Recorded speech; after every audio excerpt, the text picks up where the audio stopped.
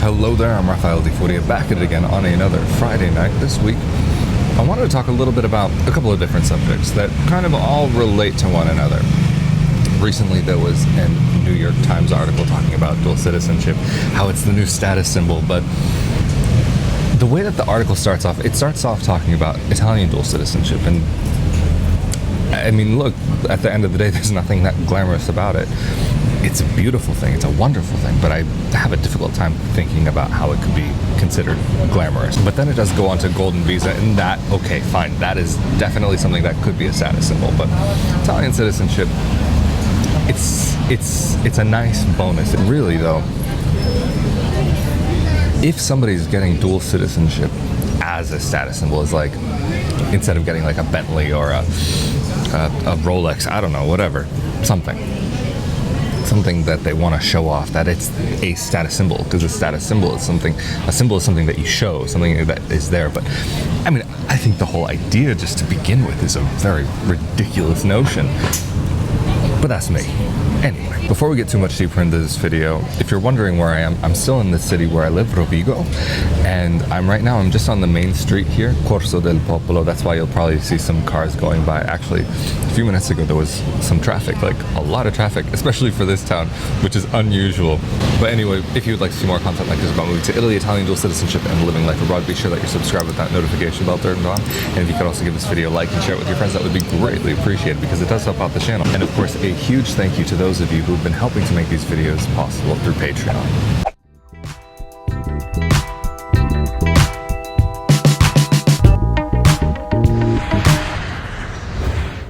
Alright, so I'm at just a cafe here that's on the main street. This is non-alcoholic. This is like it's called Crodino, like a bitter orange kind of soda. Italian friends have joked around with me that it's like an old people drink, but I like it. I don't care who it's for. And then I'll just show that it has like the place that I'm sitting at, they brought it also like some little things to snack on while I have it. Let's see, let's get this back into position. And so that was a fun little bonus. Like I was saying before, in my opinion, if you're getting citizenship just to show it off, there's nothing really to show off. The only people who are ever going to really care, or that it's ever going to make a difference what your passport is, will be the people at immigration and customs when you're traveling between countries. Those are the only people it's ever going to make a difference to. So why a passport? Why? And I'm genuinely curious as to why someone could view it as a status symbol. Okay, granted, there are a lot of people who are wanting to leave America right now, and who are wanting to leave their countries all over the world. This is nothing new. But for Americans specifically, it is something that is a little bit on the new side, and the numbers are growing every year, it seems. And in a little bit, I'm going to refer to an email that I received earlier this week from someone who's considering the move to Italy, and because I want to talk about a subject that I have spoken about before, probably just a bit over a year ago, when I was still living in Merano, about how to come to Italy without Italian citizenship. What are the options? So let's talk about that in a second. Given the current situation, political climate, health climate, various climates, there are a growing number of people who are interested in leaving the United States. Whether you're in favor of or disagree with the current administration, I receive emails from people on both sides who are both looking to leave, actually for very similar reasons. It's been surprising to me that people coming from one side and people coming from the other side are listing almost the exact same reasons, but just with a different name at the front of the sentence. But of course, with everything going on, at this very moment in time, it's not possible for Americans to really come into Europe, at least not easily, or unless they have a citizenship with another European country. And so this is kind of getting me in that direction of that point that I was talking about before, is that there are different routes to be able to come to Italy, whether through being a student or citizenship, so on. So let me get into this email from Priscilla D. And by the way, if you're trying to get in contact with me and I don't respond to you, please do not be offended. It's just with the amount of messages that I receive, if I don't happen to have my phone in my hand at the time of receiving it, I generally don't see it. And even that goes for like messages from family and friends. Like all of my inboxes on every application that I have are beyond full, and I can't keep track of the messages that I get. Like for me, it's shocking that even though my channel is like really actually quite small, like that the amount of private messages that I receive is something that I've already lost track of. I lost track of it a long time ago. But anyway, let's get to this message. So in this message from Priscilla, she said that she's planning to move to Italy. However, she's not eligible for dual citizenship. So, like I was talking about, there are a lot of people who are in this situation who are interested in Italy, but they don't necessarily have the legal right to be able to just jump and arrive here. She's an American with the goal of moving to Italy next summer, given that the health situation is sorted out. So just to try to hit the bullet points of this message that I received. She's trying to get us TEFL. Her hope and plan was to try and get a sponsored visa from an English school here. Or the other option would be to find a reputable language school to enroll in for 6 to 12 months to be here in Italy and teach online. And she's also thinking about Fulbright. That's the first part of the message. So I'll kind of go over what my response was to her, and this would be my response to anybody who gets in contact with me, and especially her last name. I'm not going to say it on camera here, but to me it struck me as an Italian last name, so I was very surprised that that maybe she wouldn't be eligible for Italian citizenship. But I know that a lot of people from Latin America, Brazil, and Spanish-speaking countries happen to have a name like this. So my first thought was, what's her family background? Maybe she has another way of getting into Europe. If she were Brazilian, maybe she could, if she didn't already have Brazilian citizenship, she goes through the process of claiming Brazilian citizenship, and then from there she can get to Portugal. She would need to reside in Portugal for a number of years before becoming eligible for Portuguese citizenship, and once you get Portuguese citizenship, then you can go to the next place. Or if she were from a Spanish-speaking country, then the possibility would be that for former colonies of Spain, Spanish-speaking countries, there's a path to citizenship through residency in Spain that you can do this. I know people who have done it. I have family members who have done this. Like many of you may know if you've been watching my videos here on YouTube, if you are getting dual citizenship, if you're going through that that process of getting recognition of dual citizenship in Italy, avoiding big cities is much better to do. So someone who I know in particular got their citizenship and did the process in Madrid, but it took this person many more years than it really should have. However, this person started their process at the beginning of the European migrant crisis, and so because there were so many documents being processed in the city of Madrid, it ended up taking a number of years to gain this recognition. And it's a horrible thing to have on the back of your mind, that like either a visa or citizenship process, because it gets to the point where it can be, especially if you're doing it on your own, one of these things where you're wondering if it's going to happen, when it's going to happen, how it's going to happen, and so on. Anyway, that's a different subject for a different day. But this person's aunt did the process in a much smaller municipality in Spain and got the citizenship recognition within a month. So you have to be very careful with where you choose to go. So if you want to be in Madrid, maybe don't choose Madrid exactly and choose a place to live where you can go in on the train every day, or with the metro system. Because there's some cities outside of Madrid that they're attached, but not directly part of the city. But anyway, I'm getting a little off track here. Many people in the United States have an option to get a second citizenship of some kind, and maybe that citizenship might not lead them exactly where they're aiming for, but it could be a stepping stone on the way. If you're looking for a big life adventure, there are people who do this. They just use this as a way of exploring the world. For example, like I was talking about before, someone from Brazil going to Portugal and then going to Germany after. I don't know.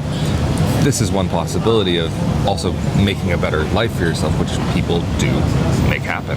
Of course, there's a lot of stepping stones in between, but if if you're Polish, if you're Irish, if you're Hungarian, if you're German with Jewish ancestry, that they were kicked out because of the war, the World War II, because of whatever. You can't really talk about these things on YouTube, unfortunately. You can't refer to them by name. Anyway, I'm sure you get an idea of what I'm talking about here. There are also other countries that are non-European, which can help you get to the European Union. And depending on how things go with Brexit, I can't help but wonder if there might be some special situation for people who are Irish with links to the British part of Ireland, that they might have the ability to easily go to the UK after Brexit takes place. This is just pure speculation. This is not anything solid. This is just me wondering, thinking that there could be a possibility because of the common language and how linked those countries have been. But let's go into talking a little bit about being a student here. If I'm not mistaken, you can only work up to a maximum of 20 hours per week in Italy under a student visa, because the point of having a student visa is to study. The point is not to come here and work.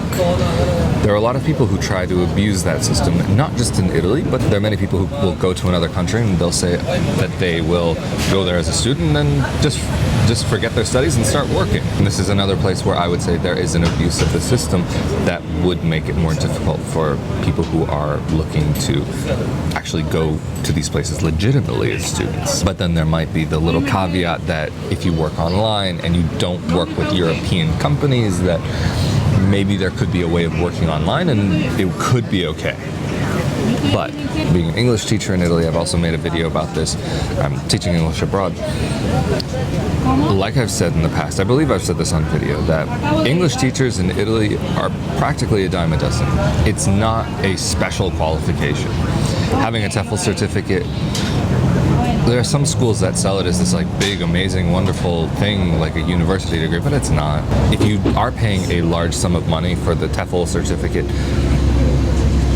it can be worthwhile for the training that you receive, but not for the certificate itself. If you have experience as a teacher, then it can be worthwhile to look into one of the options that is not so expensive, because at the end of the day, a lot of these institutions don't look at which certificate you have from which institution. They just want to know, do you have a TEFL certificate or not? Do you have a high school diploma or not? Do you have a university degree or not? Because even a lot of schools won't require a university degree, or at least they won't even ask to see it, however many will prefer it. But getting a TEFL certificate and thinking that would be a stepping stone of getting to a country, especially like Italy, there are a number of other countries like this. A lot of English schools will not sponsor a visa. And right now especially, a lot of English teachers that I know have like little to no work, and the few that do have work are only working online. So I wouldn't bank on trying to get a visa from an English school with a TEFL certificate. That wouldn't be an option for me. That I would say it would be like a really viable way of potentially getting into a country.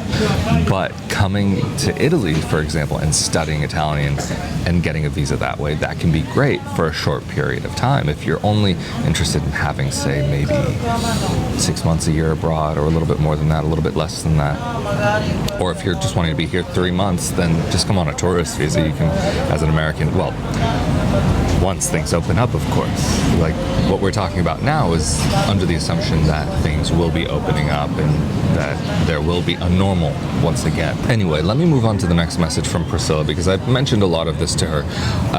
I think I maybe expanded a little bit on it in this video, but going on, she was saying that she was thinking about like working for a online English teaching school with a non-European company, something that could have as like a little bit of like pocket money. It's something to help you get by. Her goal would to be to live in southern Italy, Naples or Rome. I wouldn't personally call Rome southern Italy, but I see what she's saying, because the cost can be lower than northern Italy.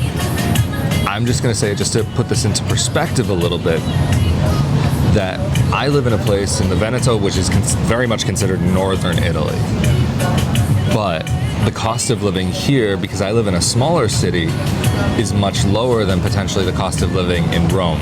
Like, for example, the amount of square meters that you can get is ridiculous in comparison with Rome, like price for money. Even if you go to Ferrara, or just a little bit north of here, the prices here can be very, very good if you're concerned about cost of living. But most people who are coming to Italy aren't coming to Italy because they want to end up in Rovigo. Let's be real. It's a wonderful place, but it's not Venice, it's not Naples, it's not Florence. It's a nice little city if you have to live and work here. If you need to be here, then it makes sense to be here. If you don't need to be in Rovigo, then it's not bad. It's actually, I found it nice. But let's continue. In Naples, though, you may actually find that prices would be lower there, or even if you go even further south, like the prices will change dramatically. But if you're going to like Sicily, for example, and you're going to Palermo, the prices in Palermo could end up being the same as another large city in another place.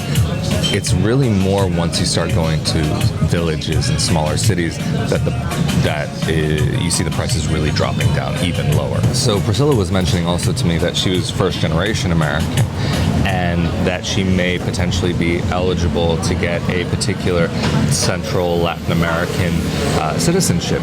So that would lead her potentially to a path to end up in a place like Barcelona, spend 2 years there, or spend a couple years there, and then move on from there, or spend a couple years on the south coast of Spain. Or, there's so many beautiful places there.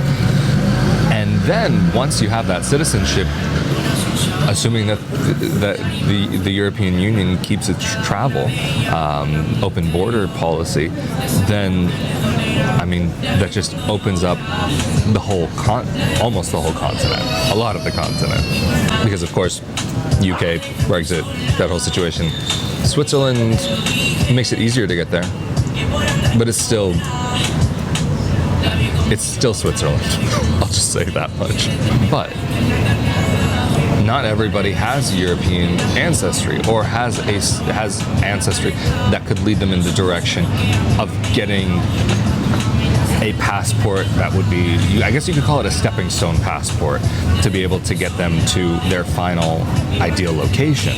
Or if you don't have the possibility of getting citizenship or a visa because of your ancestry, because of who your family is to an extent, or what they are, I should say, then who are you?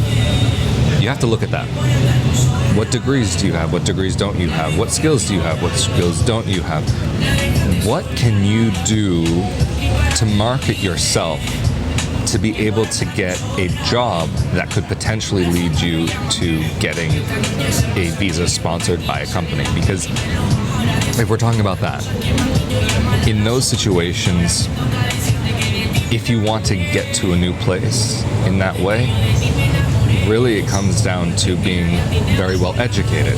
Because if you're trying to get to a country just by yourself without having a real connection there, then that becomes a different situation and can become a little bit more tricky, because to get into a company that would accept you, you would either have to maybe already be a part of that company, or have proven yourself that you are really something special. And for a lot of companies, if they can't see you, and they especially can't see you in person, especially in this era that we're living in where so much is done by video chat and not even in-person meetings, you've got to look good on paper. And looking good on paper could mean having the right degree from the right university in the right subject. Having a degree in, I don't know, art or music or so on might not be that attractive to many companies out there. Or maybe if you've got a degree that is more creative, maybe you're using it towards marketing or towards advertising. You just have to figure out what you have, what you've been given, and how to gear that to be able to try and figure out how to move abroad. Granted, of course, this is easier said than done. However, it's still possible nonetheless. I know people who have done this. I know people who don't have the best education, who don't have the best degree from the best university, But because they've proven themselves in their field, they made themselves valuable. They showed what they were worth. And so that made it very interesting for their prospective new employer.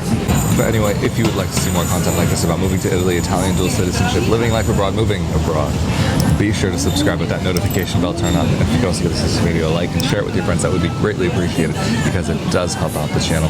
And of course, a huge thank you to those of you who are helping to make these videos possible on a monthly basis. Truly, thank you so much for allowing me to continue with this project. Thank you again for joining me on another Friday night. And of course, as always, I'm Rafael di Furia, and I will see you all next time. Later.